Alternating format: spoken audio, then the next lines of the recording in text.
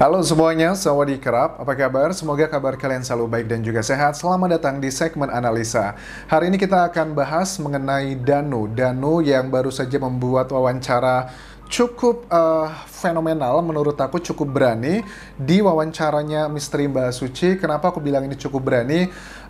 Ya, suka nggak suka ya, apa yang dikatakan Danu ini dalam tanda kutip adalah sepertinya menunjukkan sesuatu hal yang sepertinya menjadi pertanyaan. Apakah ini wajar atau tidak yang dilakukan oleh oknum kepolisian?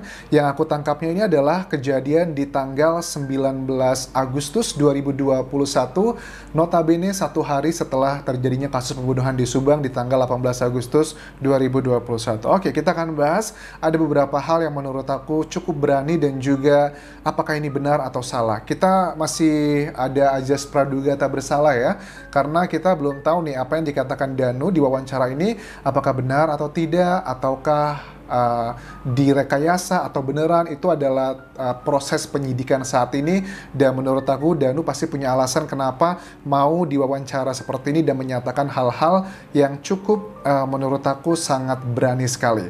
Tapi sebelum aku bahas lebih lanjut, aku ingatkan jangan lupa guys subscribe channel YouTube ini, karena baru hampir sekitar 25% para penonton yang sudah pencet tombol langganan, tapi sisanya baru sekedar nonton. Jadi please consider, karena subscribe kalian itu adalah support nyata dan sebagai energi aku untuk ngebahas video mengenai kasus Subang ini. Oke, kita mulai sekarang adalah wawancara bagian pertama di sini mengenai Danu.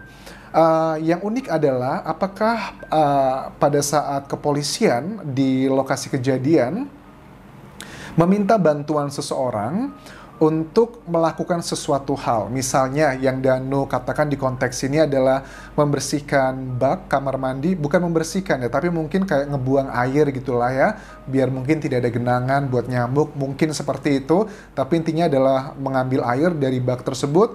Di sini dikatakan bahwa kalau tim kepolisian, beberapa orang mungkin aku tangkapnya di sini mereka memakai sarung tangan, tapi Danu itu membantu mereka tanpa menggunakan sarung tangan. Oke, apakah benar Danu mengatakan itu? Kita simak dulu berikut ini.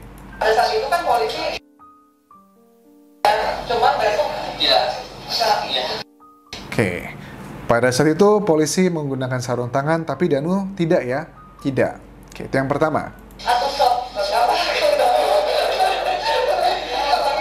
Oke, mungkin dari keterangan ini mungkin Danu itu sepertinya ingin memberikan kayak excuse gitu. Wajar saja karena memang ada beberapa fakta yang tidak bisa kita deny begitu aja. Yang pertama adalah mengenai sidik jari Danu memang banyak ditemukan di lokasi kejadian. Yang kedua adalah DNA puntung rokoknya Danu juga ditemukan di dalam rumah TKP. Walaupun dia mengatakan bahwa dia itu memang merokok di tanggal 19 Agustus. Itu merokoknya di samping rumah, tapi dari berita yang aku tangkap dari sejumlah media massa bahwa DNA rokok yang ditemukan miliknya Danu itu berada di dalam rumah. Oke, ini masih dalam tahap penyidikan. Itu adalah yang pertama ya.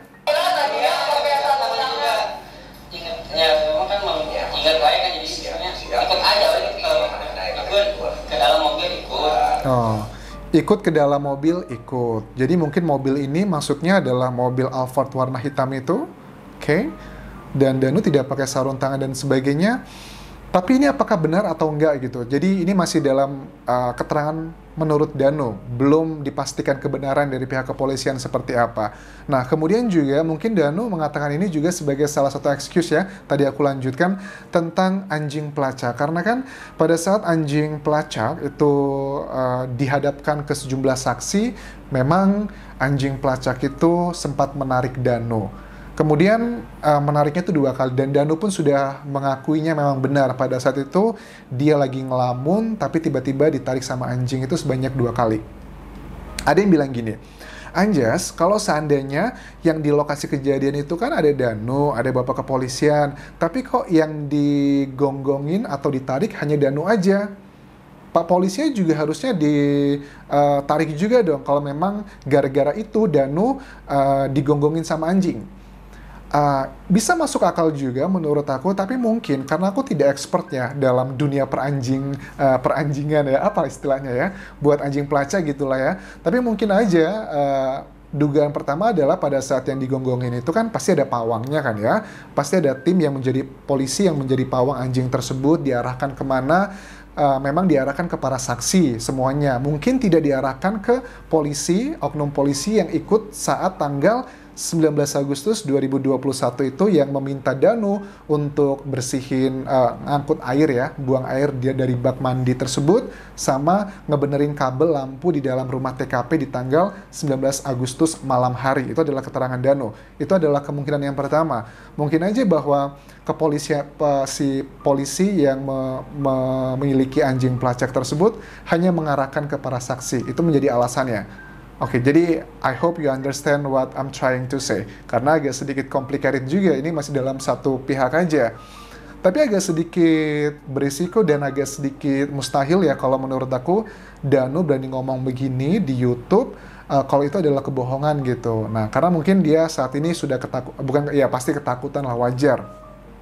Ada beberapa fakta-fakta yang mengarah ke dia seperti DNA puntung rokok, sidik jari, kemudian gigitan anjing gitu ya, gonggongan anjing. Itu adalah fakta yang tidak bisa didinai begitu aja. Oke.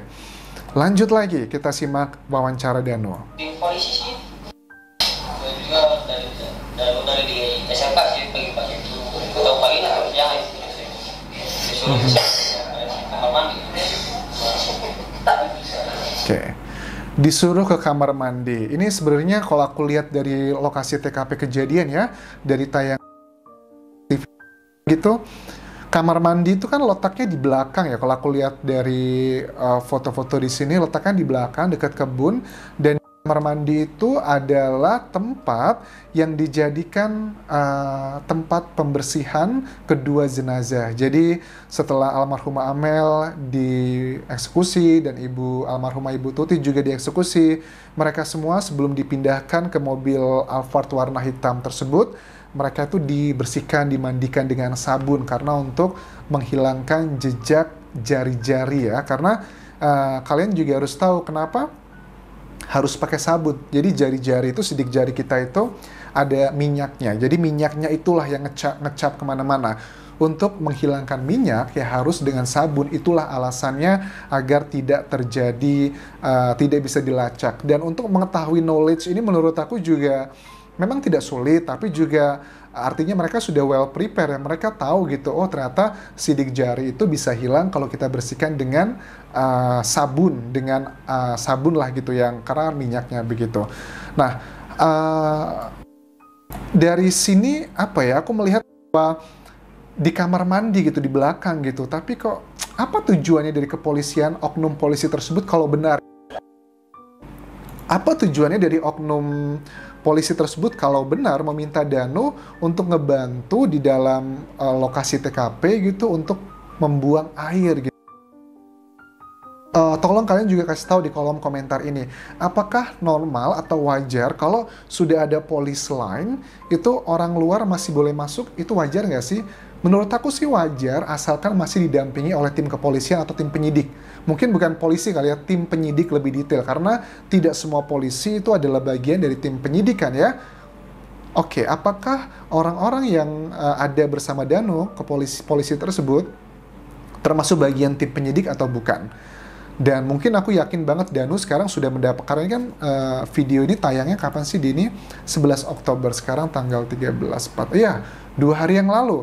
Mungkin saja setelah video ini dirilis dan diberitakan di banyak media massa, aku juga lihat berita ini, mungkin ditelepon lagi sama tim penyidik Danunya, ditanya, siapa yang meminta itu gitu. Oke. Kalau itu beneran, kita masih belum tahu nih apakah yang dikatakan Danu ini benar atau enggak, tapi menurut aku wawancara ini sangat berani loh, karena ya mungkin wajar aja Danu dengan melihat fakta-fakta yang sudah mengarah ke dia gitu kan ya, dan menurut dia itu tidak benar gitu. Dan aku yakin juga banyak teman-teman yang komentar di YouTubeku, nggak mungkin deh Anjas kalau Danu itu terlibat gitu, apa untungnya bagi dia begitu. Oke, itu adalah bagian tim penyidikan, itu bukan bagian aku. Bagian aku di segmen analisa adalah membahas berita-berita yang bisa aku percaya, bisa dipertanggungjawabkan, dan kemudian aku analisa begitu. Nah, jadi PR-nya dari sini mungkin bisa membuat citra kepolisian buruk nih kalau memang yang dilakukan Danu itu tidaklah lazim gitu, yang diminta oleh tim penyidik. Kita nggak tahu tentang ini. Dan harusnya sih ya, kalau kategori kasus ini bukan kasus berat, harusnya 2 bulan seperti SOP untuk menangani kasus dengan kategori sedang gitu kan ya, pembunuhan sedang, biasanya kan 60 bulan ya, 60 hari SOP-nya gitu. Ini sudah hari keberapa? Hari ke-57 atau 58 gitu, mungkin 2 atau 3 hari lagi itu sudah masuk hari ke-60. Dan kalau hari ke-60 belum ada tersangkanya, akan dinaikkan lagi, perpanjangan bisa menjadi 90 hari ya. Sama jatuhnya adalah kasus berat gitu ya. Oke, kita harus terus optimis, kita harus berikan kepercayaan juga kepada tim kepolisian. Mungkin ini menjadi salah satu alasan bahwa kasus ini memang membutuhkan bantuan dari Bareskrim Mabes Polri, tidak hanya dari Polsek Subang saja, tapi juga tidak hanya dari Polda Jawa Barat saja, tapi juga dari Bareskrim Polri yang mungkin lebih banyak begitu kan ya. Oke, kita nantikan ini masih dalam azas praduga tak bersalah, apakah benar Danu diminta oleh oknum polisi tersebut, dan apakah itu wajar? Let me know di kolom komentar video ini.